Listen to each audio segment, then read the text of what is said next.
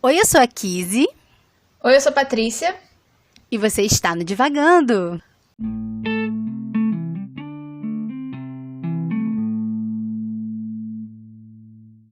Oi, pessoal. Bem-vindos à segunda temporada do Divagando.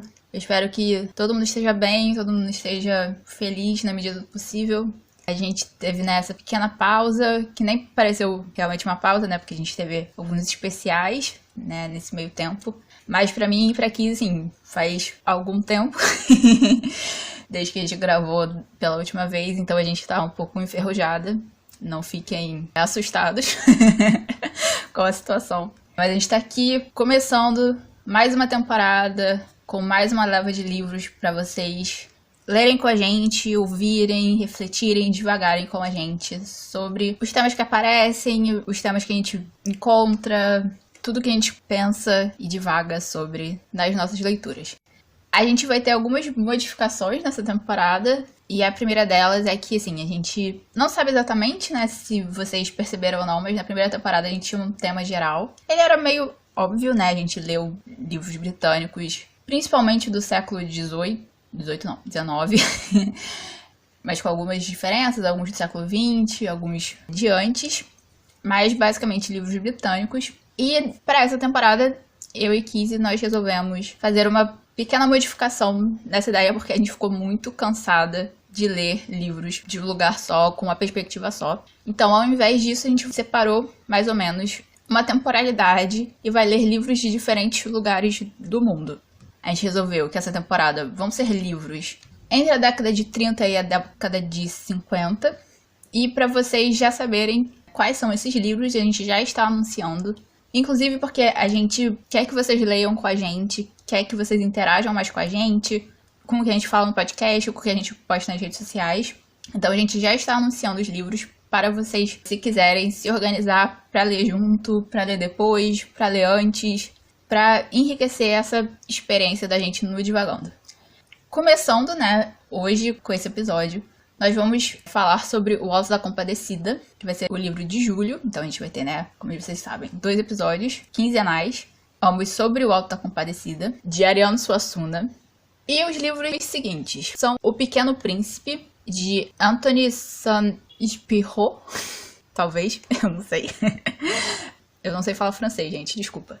Lolita, de Vladimir Nabokov, On the Road, do Jack Kerouac, O Sol é para Todos, da Harper Lee, e o 15, da Raquel de Queiroz. Então, como vocês podem ver, a gente deu uma variada, né, nas localidades de onde esses livros vêm, por mais que eles estejam nesse período de 30 anos, né, do século XX, entre a década de 30 e a década de 50, a gente resolveu ter algumas visões um pouco mais diferenciadas para variar mesmo, para não ficar preso na mesma coisa que nem a gente ficou na primeira temporada. E, como eu já falei demais nesse momento, a gente vai já com o nosso costumeiro resumo com a Kizzy sobre O Alto da Compadecida. É com você, Kizzy. Ai, ai. Olá, pessoal. É muito bom estar de volta. É muito bom estarmos juntos aqui para mais uma temporada, para mais um livro. E teremos vários livros interessantes. E acredito que várias conversas interessantes também. Várias divagações neste novo ciclo, neste novo período. E vamos começar com Ariano Suassuna no Alto da Compadecida. É sempre difícil fazer um resumo, né, gente? Mas, e ainda mais de uma obra assim tão popular, né, que foi televisionada e muitas pessoas, se não todo mundo conhece. Mas, se você ainda não leu, se você ainda não viu o filme, né, que seja, a história é a seguinte. No Alto da Compadecida nós temos esses 2 protagonistas que são amigos, o Chicó e o João Grilo, e eles vivem aí numa cidadezinha do sertão e num lugar muito pobre, né, um lugar do interior, e eles 2 são 2 homens pobres que tentam ganhar a vida do jeito que podem. Eles tentam trabalhar nos lugares, né, eles trabalham numa padaria, na padaria da cidade, e tentam se dar bem nas suas relações, né? Ganhar dinheiro e ganhar a vida, né? Eles sofrem ali com os patrões que não são muito generosos, principalmente com a esposa do patrão. E é assim que eles vão vivendo. Até que a cachorrinha da esposa do padeiro tá doente, tá ali prestes a morrer, e a esposa quer que o padre dê a bênção, né? Faça ali uma... Tem uma outra palavra pra isso, mas eu não tô lembrando agora. Enfim. O enterro. Não, é porque antes do enterro ela quer a bênção, né? Quer benzer a cachorrinha pra ela não morrer pagã. E o Eu já tô rindo. E o padre se recusa. Então o Chicó e o João Grilo ficam ali encarregados de mudar, né, a concepção ali do padre, convencer o padre a enterrar a cachorrinha. E a partir disso, enfim, com várias pequenas reviravoltas ali, com essas pequenas gambiarras, assim, que ele não é gambiarra, porque gambiarra é físico, né? Mas enfim, eles vão passando a perna nas pessoas para conseguir o que querem. Então, quando a cachorrinha morre, a esposa do padeiro quer que a cachorrinha seja enterrada em latim. E aí, mais uma vez, o João Grilo e o Chicó vão ali, né, tentar engambelar ali todo mundo para fazer com que isso seja realizado. Não porque eles gostem da patroa ou da cachorrinha. É porque eles querem mesmo lucrar com isso, né? E, enfim, ter um dinheiro, porque é difícil a vida. Quando tudo isso está se desenrolando, a cidade é atacada pelo cangaceiro, né? Que é Severino, acho que é no filme, ele se chama Severino. Não, no livro também. Ele se chama Severino no livro. E o Severino chega para matar todo mundo. E a partir disso, o Severino aí mata todo mundo e acaba morrendo também por conta de uma esperteza ali do João Grilo. E vai-se para ali o momento final do livro, né, e da peça e do filme, que é o julgamento desse grupo aí de pessoas que morreram, né, dentre eles o padre, o bispo, o padeiro e também o João Grilo e o Severino. E aí, o que acontece? Neste julgamento, né, o diabo tenta ali levar todas essas almas para o inferno. Emanuel, né, a figura ali de Jesus, está tendendo a concordar com o diabo. E aí aparece a Nossa Senhora, né, que é a Compadecida, para ajudar esse grupo, né, de pobres mortais que viveram aí vidas difíceis e tentar salvar a alma desses pecadores. E é mais ou menos por aí que temos a peça, né, o texto do Ariano Suassuna, que se converteu em filmes e foi interpretado várias vezes. E é isso, e aí fica aí sempre a nosso primeiro grande questionamento deste podcast. Patrícia, como foi para você ler O Alto da Compadecida? Eu tô rindo já. Enquanto a Kizzy estava fazendo o resumo, eu estava me segurando para não ficar gargalhando, porque essa foi a minha experiência de leitura. Foi super divertido ler O Alto da Compadecida. Eu não acho que ninguém que vai chegar perto desse livro, ou da peça, ou dos filmes, não vá se divertir, porque é muito divertido. É muito engraçado. É de um humor, assim, super brasileiro, né? Assim, super nordestino, super brasileiro. É totalmente da nossa cultura. E é uma coisa, assim, que a gente tava sentindo falta, assim. A gente sentiu falta na primeira temporada de umas coisas assim, sabe? Porque a gente tava muito séria. Mesmo com tudo, todas as peripécias que a gente afrontou na primeira temporada, a gente tava sendo muito séria. Então, o Alto da Compadecida está aí para trazer esse momento, esse refresco, esse mergulho no mar, já que a gente não vai na praia mais de um ano. Esse mergulho no mar no meio do sertão. E é isso, assim, é extremamente divertido, é super rápido, é super fácil, é muito... Ai, é incrível, assim. Eu acho que é a mesma experiência de ver o filme, assim. Eu lembro quando eu era mais nova, assim, já tem um tempo. Eu vi o filme é ótimo, é maravilhoso, os atores são incríveis, o roteiro é ótimo, é tudo incrível. Mas o livro eu nunca tinha lido, e aí eu li a primeira vez, recentemente, né, para o podcast, e é ótimo, e eu não sei mesmo o que falar, porque é ótimo, e super divertido. E você, Kizzy? Cara, eu tenho uma história, eu acho. Parando pra pensar, eu já tenho uma história com o Alto da Compadecida.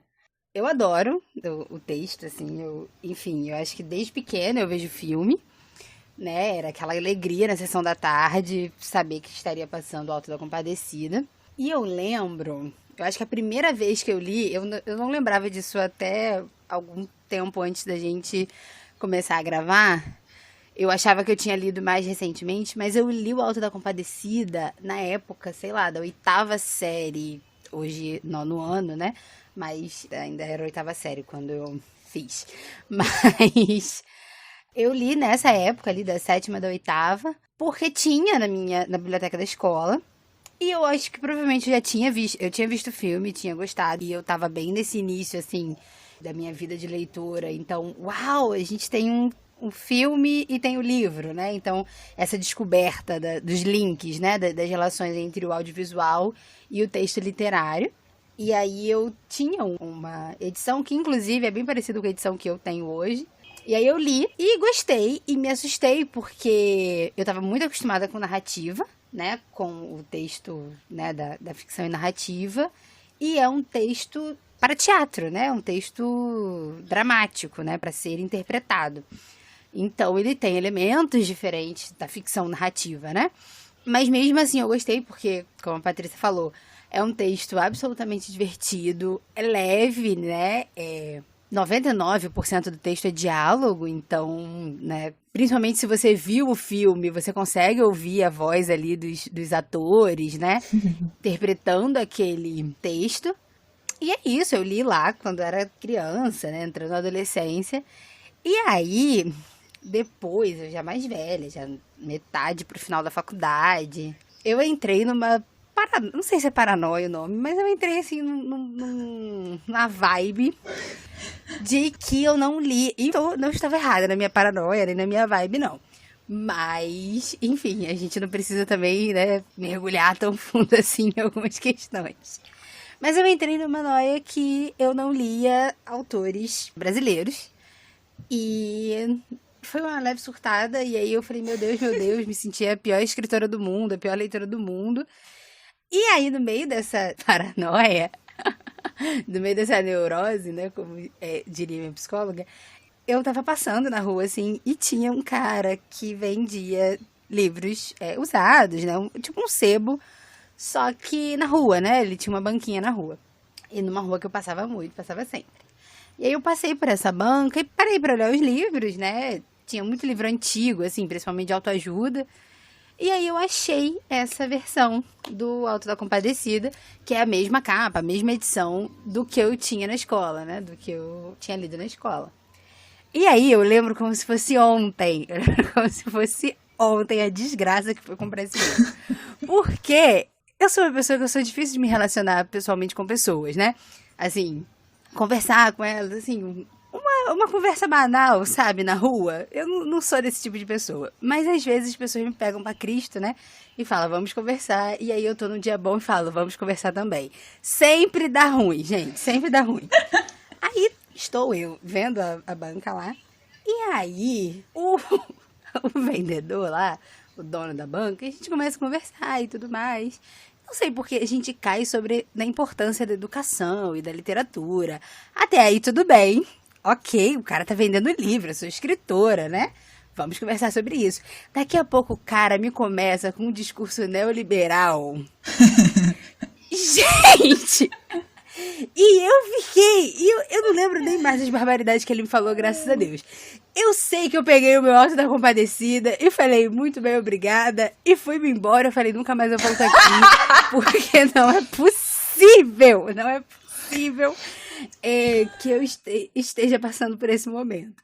Então, é uma das histórias que eu tenho sobre compras de livro, né? Algumas, assim, como a gente adquiriu o livro, ficam bem marcadas como essa. E eu lembro que eu peguei um ranço do homem, que eu sempre passava naquela rua e aí eu já atravessava a rua. Eu passava do outro lado que eu não queria olhar pra cara do homem mais.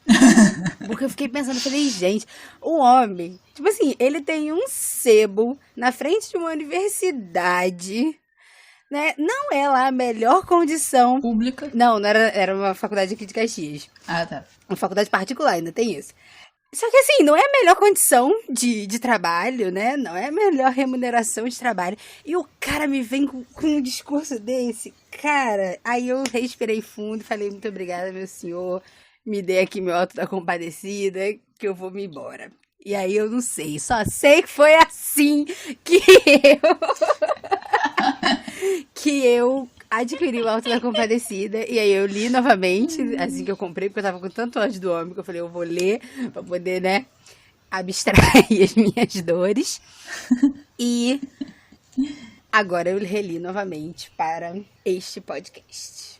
Enquanto você tava falando, eu tava aqui pensando no... Tem algum... É porque, né, você falou da questão de ser uma peça, né, de ser um texto dramático. E eu fiquei pensando aqui que teve alguma peça que eu li e que eu gostei muito, mas eu não tô lembrando qual é. Eu sempre olho pra minha estante quando a gente grava, gente. Aí eu tô olhando pra minha estante pra ver se eu descubro qual é, mas eu não tô descobrindo não, então bola pra frente. Mas eu tinha um trauma, assim, com peças. Porque eu tinha tentado uma vez na escola ler Sonhos de uma Noite de Verão. Gente, não entendi nada daquela merda. Não entendi nada. E é uma peça. E é um negócio meio estranho. O povo dorme, o povo acorda. E eu já não sei mais quem é quem. Já não entendi de mais nada. Falei, Sim. Foi um dos milhares de motivos pelo qual eu desisti de ler Shakespeare. E vi Mariano Suassuna, porque a peça dele eu entendo. E ele estaria bem feliz com esse meu comentário. Com certeza. Mas, enfim, mas uma coisa que eu gosto é... No Alto da Compadecida, né? Enfim, existem várias coisas que eu gosto, mas me ouvindo contar essa história, né? A minha história de como eu comprei, eu gosto muito do Chicó, né? E das histórias dele, assim. O Chicó, tipo... E aí, quando eu termino, né, a minha contação de história como... Não sei, só sei que foi assim. Eu me lembro sempre do Chicó quando eu tô contando alguma história confusa, porque eu sou uma pessoa que conto histórias da minha própria vida e nem sempre eu lembro todos os detalhes. E eu gosto muito do Chicó porque ele o Chicó é o Chicó, né? Ele, tipo...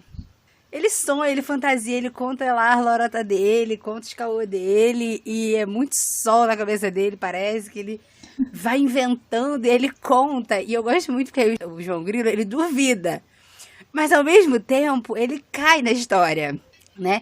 Então, enquanto o João Grilo tá lá contando, ai, porque eu fui amarrado, o peixe que me pescou, e eu passei 3 dias, 3 noites sendo levado por ele, o Chico vai falar, mas como que o peixe te pescou? O João Grilo diz, como que o peixe te pescou, Chico? Mas ele vai duvidando e ao mesmo tempo ele vai acreditando, assim, né? Então tem sempre aquela pulga atrás da orelha, mas tem uma inocência, né, de acreditar, tipo, a história mais lavada possível, mas... É o que você tava falando, inclusive você trocou os personagens, porque quem inventa as histórias é o João Grilo, e o Chicó que duvida delas. Não, Sim. claro que não. Claro que sim. O João Grilo é o que morre. Sim. E é ele que conta as mentiras, Kizzy. O João Grilo é o que morre. Não é. Ele engana as pessoas. Sim. Ele engana as pessoas do cachorro. Mas o Chicó é o que... Eu vou abrir o livro agora aqui. Eu tô abrindo também. Não é, não. Kizzy. Cadê? Não sou maluca. Porque eu lembro do Celton Mello. O Celton Mello é o Chicó. Sim. Que é Celton ou Danton Mello? Não, eu sei o Tom Mello. Que é o Chicó que conta as histórias. Cadê? Peraí. Cadê? Meu Deus. Tô aqui no sacristão, né? Aqui não. Quem conta a história do peixe, do cavalo lá que trotou não sei quantos dias... É o João Grilo. É o Chicó, menina. Eu vou achar. Eu também. Meu Deus, é um livro tão pequeno. Tá, eu achei o do peixe. O do peixe é o Chicó. Sim, todas essas histórias malucas são do Chicó. Mas o do cavalo era o João Grilo. Não, o cavalo... Ele inventa a história do João Grilo. O João Grilo inventa isso. Tipo, eu vou fazer com que aquela que... A gata que descoloca dinheiro, desbota dinheiro, alguma coisa assim. Aí ele fala, pois eu já tive um... Descome. Isso. Pois eu já tive um cavalo que descomia dinheiro. As ideias são do João Grilo. Mas quem tem uma história nada a ver pra contar É o Chicó. Tá, eu vou acreditar em você, então. Mas isso, sim, acredite em mim, porque eu lembro como se fosse ontem. Tipo, das imagens do filme, dos... Eu acho que é o Selton Mello, gente, porque eu sempre confundo. Mas fazendo, né, as histórias. Tanto a do cavalo que corre, que era o cavalo Bento. Não era nem o cavalo que descomia dinheiro, não. Sim. Era o cavalo Bento. Ele correndo no cavalo. Mas eu entendo isso, assim. Às vezes eu também confundo os dois. E eu sempre achava que o João Grilo era o... Antes, né, de ler pelo menos essa última vez. Eu sempre confundi os dois personagens. Porque eu acho que eles dois são muito a mesma pessoa. Uhum. E tem muita questão da fala também. Porque a gente fala Chicó e João Grilo. Sim. Então, sempre parece, né, que é a figura... Eu, pelo menos, sempre trocava muito a figura dos dois por conta disso, né? Porque o Chicó sempre aparece primeiro na apresentação. Mas, eu acho que isso também é muito comum... Porque eles parecem ser a mesma pessoa, né? A narrativa deles, principalmente na peça...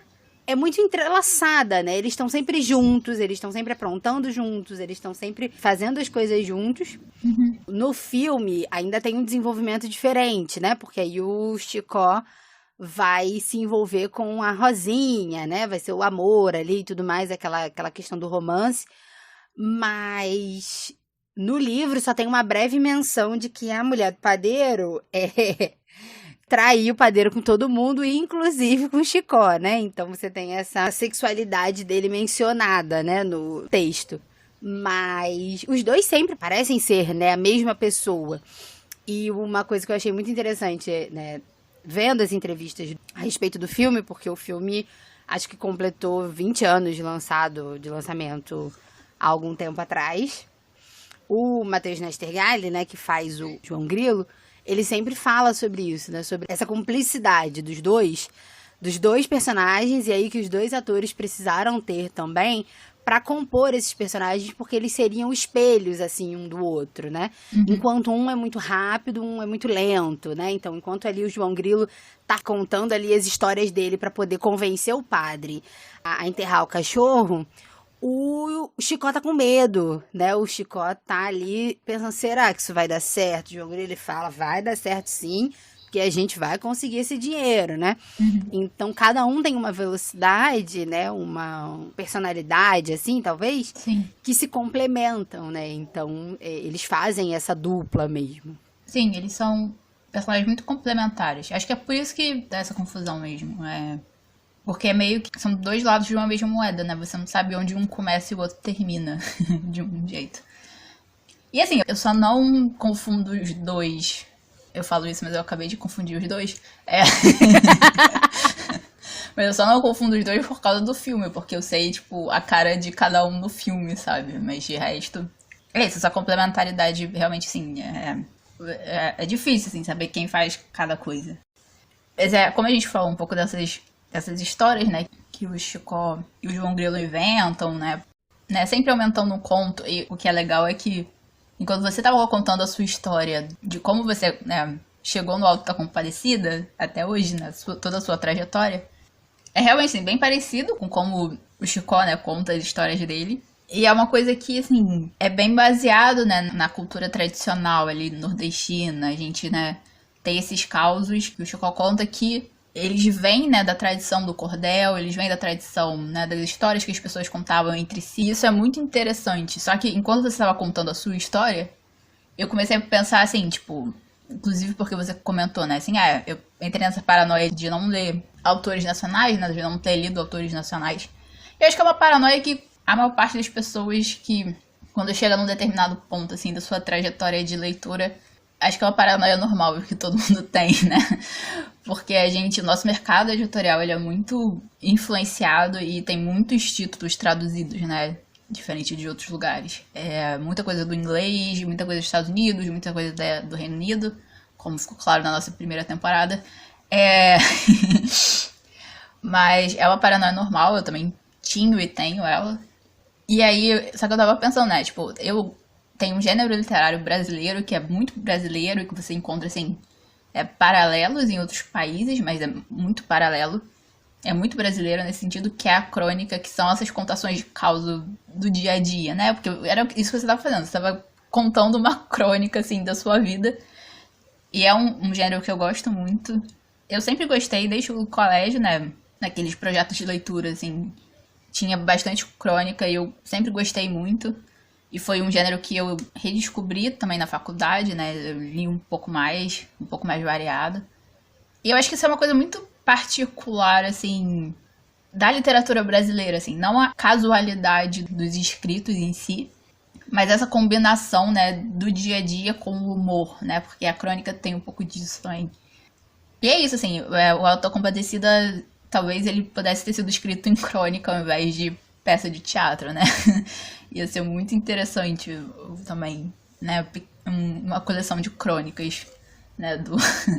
Primeiro o João Grilo tentando enganar o padre, depois enganar o sacristão, depois o bispo, depois o testamento do cachorro, e aí em diante seria muito interessante. E mesmo assim teria ainda essa cara, né, BR brasileira. Sim, na verdade eu acho que o Auto da Compadecida, ele olhando para esse lado da crônica, ele é uma reunião mesmo, assim, dessas crônicas, né? Muito pela inspiração do Ariano Suassuna, né? Ele se inspira realmente em causos, né? Retratados na literatura de cordel, para poder compor, assim, esses pequenos dramas cotidianos, né? Então, o livro é todo baseado nisso, né? Porque o João Grilo repete infinitamente que eles amavam, os patrões amavam mais aquela cachorra, né? E davam carne frita na manteiga, enquanto João Grilo estava doente, passando fome, nada de carne para João Grilo, né? Então, assim, são esses pequenos causos, né? E aí, toda vez que se falava que a mulher do padeiro traía ele, o João Grilo falava, Chicó que o diga, né? Porque, tipo assim, você tem essa coisa do cotidiano mesmo, né? Você tem esses personagens que retratam uma vida cotidiana mesmo, né? Quem que aí nunca ficou indignado com seu patrão por ter umas frivolidades, né? Ridículas enquanto, né, os empregados não recebiam a devida atenção, né? Essas relações, assim, estão muito bem desenhadas de uma forma muito simples e eu acho que a mesma admiração que eu tenho ali pelo Kafka lá na Metamorfose, de escrever um livro super complexo de uma forma super simples, é a mesmíssima que eu tenho pelo Ariano Suassuna, de descrever essas relações sociais, assim, tão intensas e tão demarcadas, né, no contexto do Brasil e do sertão, mas isso nas suas escalas, né? Se estende, eu acho que pelo território brasileiro inteiro, né? Tá muito na concepção do que é ser a gente, né? Do que é ser brasileiro. E ele faz isso numa alegria, sabe? Numa graça, num bom humor mesmo diante de toda desgraça, diante de toda miséria, né? Diante de toda a corrupção ali, porque é o que ele retrata escrachadamente, né? Sobre a corrupção da igreja, a corrupção dos poderes, né? E é uma coisa que eu acho fabulosa, assim, é uma das coisas que mais me chama a atenção. Primeiro que eu demorei muito pra entender por que era Auto da Compadecida. Eu demorei um bocado, assim. Em todas essas milhares de leituras que eu tive, eu fui entender por que era Auto da Compadecida, né? Mas é porque essa veia ali da religião tá ali perpassada do primeiro instante, né? Quando a mulher do padeiro diz que quer que a cachorra seja benzida, né? Já quer dizer alguma coisa, né? E aí você tem essa religião presente, né? Na fé, porque é ali a única pessoa que se lembra, né? Na hora da morte, de um santo que possa ajudar. É o João Grilo, né? Ele tá vendo ali que tá todo mundo indo pro inferno. Ele fala, não, vou me apegar com Nossa Senhora, porque ela vai tirar a gente daqui, né? E é muito engraçado que os outros personagens falam, mas que santo que vai ajudar a gente? Tipo, a gente tá tudo lascado, sabe? A gente tá tudo ferrado mesmo, e é isso. Ele, não, eu vou apelar pra alguém que é gente como a gente e é mais próxima de Deus, né? Mais próxima de Emanuel. Porque é a mãe dele. Então, se ele tem que ouvir a mãe dele, se ele não ouvir a mãe dele, quem que ele vai ouvir? E eu acho isso muito fabuloso, assim, essa relação tão próxima e tão verdadeira, né? Essa crítica carinhosa não tão carinhosa, assim, mas eu acho que é uma crítica à religião, e aí não só a católica, né, a qualquer religião que você tenha. Se você leu o Alto da Compadecida, se você assistiu o filme, você consegue pensar, né, a sua própria religião e a sua própria relação com Deus e com o pecado, e enfim, com as ações humanas. E essa exaltação, né? Existe uma exaltação, existe algo de muito bonito, né? Em pensar que na hora da morte você tem alguém a quem se apegar, né? Alguém que cuida de você. E ao mesmo tempo critica, né? Critica ali a soberba, a corrupção humana, né? A ganância. E aí, seja rico, seja pobre, seja do clero, seja trabalhador, né? Seja uma pessoa comum, né? Então tem sempre essa relação entre a ganância, o dinheiro, Deus e a igreja. Sim, e isso é uma coisa que me chamou muita atenção, né? Essa questão da religiosidade, porque é o pano de fundo, né, da situação, é o clímax da história, né, aquele julgamento deles. E é muito engraçado porque a gente terminou a primeira temporada lendo Paraíso Perdido, né, que é essa relação do diabo com Deus, com a criação, etc. E a gente começa com com um julgamento que a Nossa Senhora intercede por esses humanos, né, por esses humanos que erraram, que pecaram, que tiveram uma vida não santa em si, e consegue, né? Consegue tirar eles da condenação direta. Então é muito interessante isso. E assim, eu acho que o que me chamou mais atenção nisso é a cara também brasileira, né? Que tem essas figuras no livro, assim. A Nossa Senhora é a mãezona que chega, que, né, é piedosa, mas que o Emanuel tem que obedecer. O diabo, que, né, ele é descrito como um cangaceiro também, que, pelo que estava escrito na minha edição, é uma figura do sertão mesmo, né, que o Ariano Suassuna se baseou. Mas, assim, o que mais me chama atenção, eu acho que é uma coisa que, no filme, é muito imagético, assim, e aí o livro tem isso, né, que, assim, Jesus, né, como Emanuel, ele se mostra pro João Grilo como um homem negro exatamente pra botar a mão na ferida, né, do racismo no Brasil e etc. Eu acho isso muito... É muito, assim... É que nem você falou, né? É uma crítica carinhosa, assim. É todo um... O Auto da Compadecida me parece ser uma peça, né, em um livro que exalta bastante, né, a nossa cultura, quem a gente é como nação e como cidadão, mas sem perder a veia crítica, né? Sem perder o olhar crítico. Quer dizer, a gente é assim, e a gente é bem-humorado, a gente faz graça de tudo, a gente conta causo, mas a gente tem esses problemas, tem essas questões, assim. É que nem um pouco a questão da mulher do padeiro, né? São duas personagens femininas no livro, na peça inteira, e ela é o contraponto da Nossa Senhora, né? Se a Nossa Senhora é a mãe, ela é a vadia, e que, né, trai o padeiro com todo mundo, inclusive com o Chicó. Mas que existe, né? O casamento dela era ruim. Durante o julgamento você tem essa pequena janela, né, que mostra assim... Eu fazia isso porque ele também não me tratava bem. Mas que mesmo assim, né, o padeiro fazia as vontades dela, mandou o empregado ir atrás do padre para benzer o cachorro, para depois fazer o enterro em latim. E que no final, né, na hora da morte, abraça ela para eles morrerem juntos. Então, é muito a gente, assim, é muito a gente. E o clero em si também, que é mostrado no livro, é muito a gente. Não, a gente tem que fazer tudo certo, não sei o quê. Mas aí se envolve o dinheiro, ou se envolve um status, a coisa muda de figura, né? Porque benzer motor pode, mas benzer cachorro, onde já se viu? Mas aí depois pode benzer o cachorro porque tá no código eclesiástico. Então, é muito a nossa cara. É muito a nossa cara. Você falando sobre a mulher do padeiro, tem uma cena no filme, que não tá no livro, mas é uma forma de retratar, né, essa vida difícil que eles dois levaram. E a morte dos dois, no filme, eu não lembrava dessa cena, eu, enfim, vi agora recentemente. E aí me deu esse impacto. O que eles conversam ali na hora da morte é esse perdão, né? Um pôde perdoar o outro na hora da morte e nesse perdão eles reconhecem que tudo de ruim que eles faziam, né, um pro outro, ela traía ele não tratava ela bem e tudo mais, era porque existe sempre essa ideia, esse sentimento de que dá pra esticar a vida um cadinho mais, é assim que ele fala. A gente sempre acha que vai dar pra esticar a vida mais um pouco, né? E ninguém sabe a própria hora, né? Ninguém sabe a hora que vai morrer. Então, e aí essa conversa deles dois, né, na hora da morte no filme, me toca muito, né? Porque é exatamente isso, né? É essa sensação que a gente tem, né? Às vezes a gente tem muitas mágoas, às vezes a gente tem pessoas que a gente gosta muito, ou que nos fazem felizes, ou que mágoas que a gente guarda, e a gente sempre fala, ai, não, vamos resolver isso depois.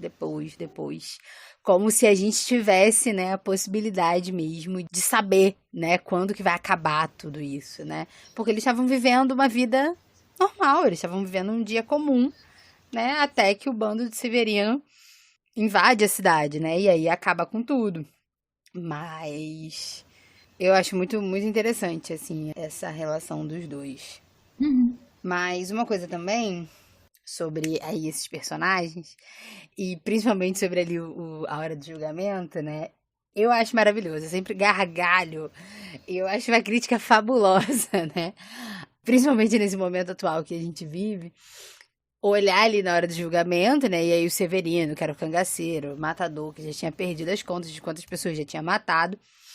Se fala nele, vai se ler ali a extensa lista de pecados que ele tem, e ninguém pisca, né? Nem Jesus, nem o diabo, nem a Nossa Senhora. Ninguém pisca na hora de mandar o Severino pro céu, né? Porque ele já tem a vaga garantida dele. Por tudo que ele sofreu, por tudo que ele passou, né? Por todas as coisas que ele fez, por tudo que ele sofreu, muitas das coisas que ele fez, ele não tinha outra escolha, né? Ele não tinha outra saída a não ser isso, né? A não ser um cangaceiro, né? E aí a gente para olhar para a realidade de hoje, onde, né, a gente tem aí um discurso, e eu, enquanto, né, uma mulher cristã, é o que eu mais escuto, né, por aí, e é o que me dá mais raiva, né, como se a gente soubesse, né, quem vai pro céu, quem não vai, quem tá salvo, quem não tá, né, e aí dentro do cristianismo existe, né, essa discussão, como se a gente pudesse prever, né, como se a gente pudesse saber o coração das pessoas e julgar, né, o que as pessoas fazem e por que as pessoas fazem essas coisas.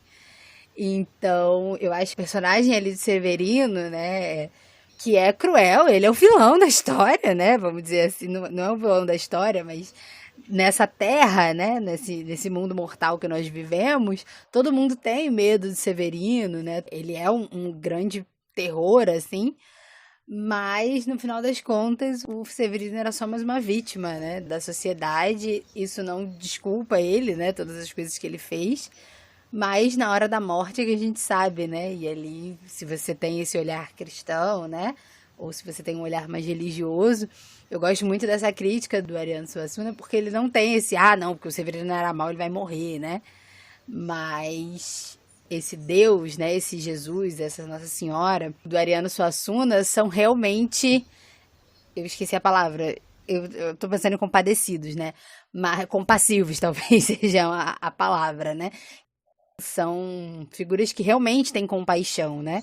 Que olham a história da pessoa, muito diferente, né?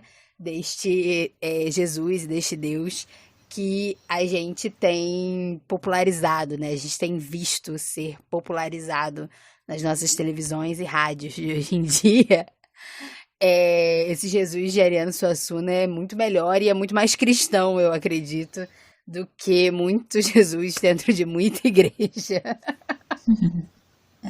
E eu acho que, assim, isso relaciona muito também com a questão, né, do pai dele e da mulher, assim. Eram pessoas que eles agiam, né, talvez de formas reativas, né, às suas circunstâncias.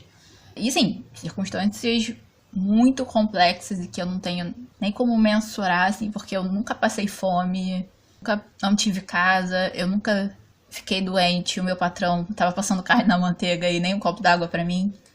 E é isso, assim, são circunstâncias muito difíceis, muito complicadas e que a responsabilidade sempre cabe, né, em relação às pessoas e os seus atos, mas as circunstâncias são atenuantes, assim. Eu acho que essa não condenação do Severino é você entender quem tem e quem não tem escolha, né? Ou qual é a visão que as pessoas têm sobre as escolhas que elas têm, né? E quando a escolha é entre matar e morrer de fome, é como você falou, assim, não tem como julgar essa pessoa, sabe? Por isso, nesse caso, esse personagem, né? Mas... E é isso, assim, é uma visão religiosa do autor que é muito mais compassiva e tem muito mais compaixão e empatia, né? Pelas situações das pessoas, né? Eu tô falando desse jeito porque tudo que você falou, assim, me fez refletir bastante, assim, eu tô bem reflexiva nesse momento, porque eu não tinha pensado por esse lado, realmente, assim, dessa religião, né? Dessa religiosidade que tá sendo colocada ali. E que é muito bonita e é muito mais realmente próxima do que a gente deveria ter, né? Como religião e crença e fé. Nossa, eu tô aqui. Eu só não tô de queixo caído porque eu tô segurando meu queixo. Mas e o que eu digo que dá para se adaptar, né? Essa crítica para várias religiões, né? Ou para várias denominações, é porque o Ariano Suassuna era católico, né? Então você tem o Alto da Compadecida por conta disso, né? A grande intercessora dos homens, né? É a Nossa Senhora, né? Dentro dessa lógica. Eu posso estar falando alguma besteira, mas eu acredito que seja isso, né? Até onde eu sei. Mas eu, por exemplo, sou protestante, né? Então, olhar para esse Alto da Compadecida, eu não vejo ali a figura de Nossa Senhora, né? Olhando religiosamente. Então, eu não vejo ali, nesse lugar de intercessora, né? De mediadora, né? De misericordiosa, assim. Eu não vejo a figura de Nossa Senhora, né? Dentro da minha religião seria Jesus, que estaria ali. E a figura de Deus. E mais uma vez a gente vai falar sobre a Trindade, que nem Voltamos à Trindade. Vamos voltar à Trindade. Mas é dentro dessa dinâmica, né? Porque Deus é justo. Então, aquele primeiro papel ali de Emanuel na peça, sem a figura de Nossa Senhora, é olhar e falar, olha, sendo justo, vocês levaram uma vida ridícula, né? Vocês não merecem o céu. Mas aí a figura de Nossa Senhora vem para lembrar Jesus que ele sofreu, né? Que ele foi humilhado, que ele foi pobre, que ele passou fome, né? Que ele não teve ajuda de ninguém, né? E ela vem ali para lembrar ele disso. Já dentro, né, da protestante, né, no dia do juízo final, eu acredito que essa, né, dentro aí do meu ver, como eu disse, vamos lembrar mais uma vez, eu não estudo teologia, tá? É tudo a partir das minhas experiências. Esse papel seria o de Jesus, né? De lembrar a Deus, né, que ele foi homem, né? Que ele sofreu, que ele chorou, né? Que ele passou por essas mazelas dessa vida, que ele foi traído, né? Que ele foi morto, foi humilhado. Então, se ele que é metade homem, metade Deus, né? Sofreu com tudo isso, que dirá o homem que é só homem mesmo, né? Que não tem nada de divino nessa humanidade, a não ser se apegar, né? A figura divina, não se apegar a esse ser maior que vai te dar alento, que vai te dar conforto, né? E aí eu acho muito bonito a pessoa que lembra disso, não é o padre, não é o bispo, não é o sacristão, né? Quem vai lembrar disso é o João Grilo, né? E aí ele, porque ele é gaiato, mas é porque é quem sofre, né? É quem se fia ali na religião e leva a religião com leveza também. E aí eu acho muito engraçado porque ele tem um versinho, né? Pra chamar Nossa Senhora. E eu sempre lembro do Alto da Compadecida por conta desse verso, porque eu acho uma gracinha. É maravilhoso. E todo mundo fala, meu Deus, você está desrespeitando Nossa Senhora, chamando ela assim. E quando chega, Nossa Senhora fala, acha até graça, acha até bonito, né? O que me dá raiva é toda essa hipocrisia com que me tratam, né? Mas fazer um versinho, fazer uma graça, isso, eu acho que ela... Agora, eu acho que tem no texto também, mas ela diz, quem gosta de tristeza é o diabo, né? Os santos gostam de alegria, né? O que é divino, né? O que é bom, gosta de alegria, gosta de graça, gosta de rir, né? Então, levar a vida com esse humor é divino, né? É de Deus. É uma coisa boa. Sim. Mas, você quer falar alguma coisa? É rápido, é só porque, Tá. como já é tradição do podcast, eu sempre menciono a minha psicóloga. Porque a gente conversa um pouco sobre isso, né? Sobre essas questões de fé e de espiritualidade.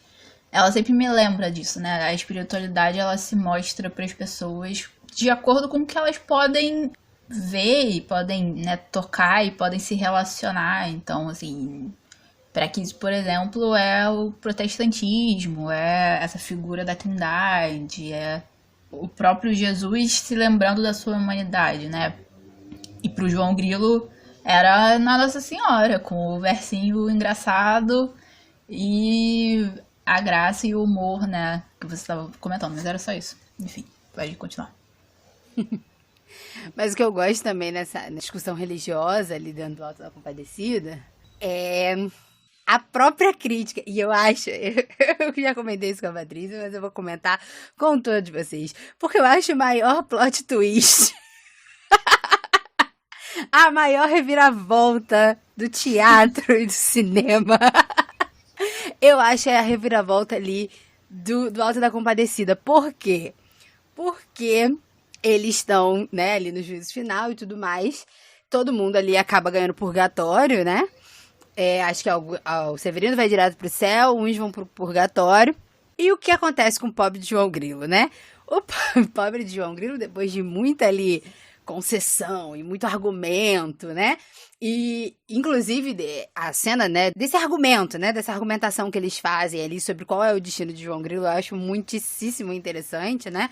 O João Grilo, inclusive, assumindo os próprios erros, né? Que fala, não, porque se for falar a verdade, ele diz, mas comigo era só na mentira. Mas porque você precisava, mas por quê? Mas eu acho que eu gostava também, né? Então ele vai assumindo os próprios erros, mas no final acaba que ele ganha uma nova chance de ir à Terra, né? Ele ganha, né, uma chance de voltar e de fazer tudo de novo e fazer tudo melhor, né? Dessa vez acertar. Só que aí a gente descobre que Chicó, enquanto João Grilo estava morto, Chicó fez uma promessa. E uma promessa para quem? Fez uma promessa para Nossa Senhora de que daria todo o dinheiro que eles tinham conseguido até agora, caso João Grilo sobrevivesse.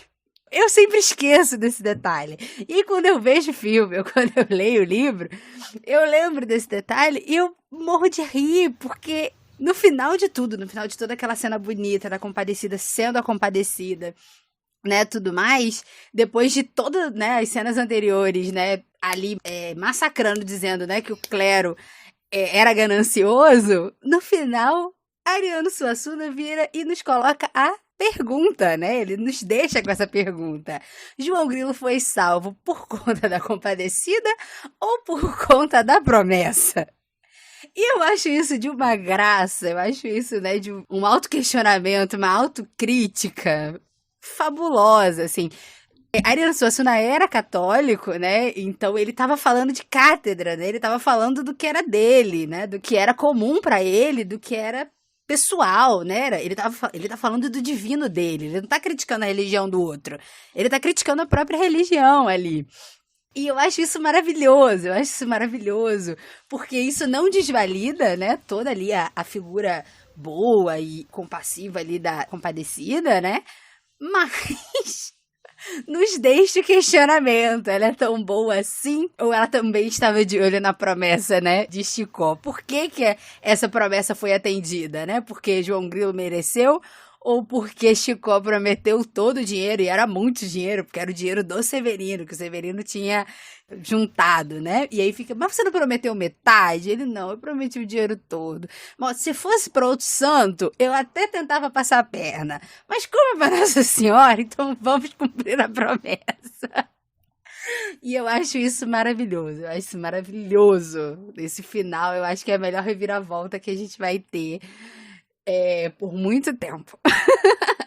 E é isso, pessoal. A gente vai ficando por aqui neste primeiro episódio maravilhoso da nossa segunda temporada, né? Falando aí sobre o Alto da Compadecida de Ariano Suassuna. Onde a gente pôde experimentar, né, um pouco, né, conversar um pouco sobre esses personagens que compõem a trama, sobre alguns dos temas principais, né, da obra. E ainda tem muito mais coisa pra gente conversar, ainda tem muito mais coisas pra gente devagar. Por isso que a gente tem aí o nosso próximo episódio.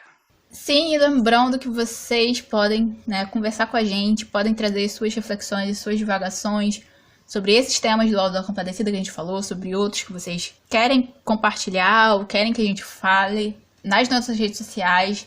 A gente está no Twitter, a gente está no Instagram, em ambos, @divagando. A gente também tem o canal no YouTube, se você gosta de ouvir a gente por lá.